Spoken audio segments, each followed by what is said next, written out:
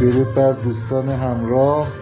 با دانیال میریم سراغ باز کردن پمپ طبقاتی فشار قوی، بهش پمپ سانتریفیوژ هم میگن.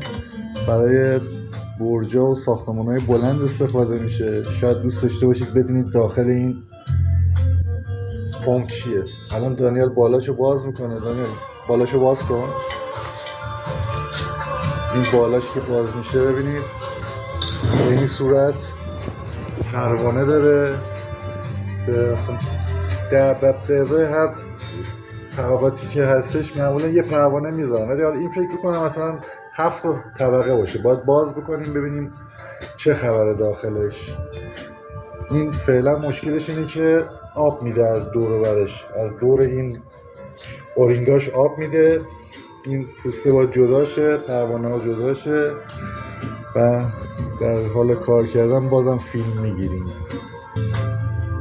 اینو دانیال جان باز کن، این پوسته رو آزادش کن. ببین دوستان، این 1 2 3 4 5 6 7 تا طبقه هستش. اگه هر طبقه این 15 متر بزنه، برام تو پیاما بنویسید این چند متر ارتفاع میزنه و فشارش چقدر هستش.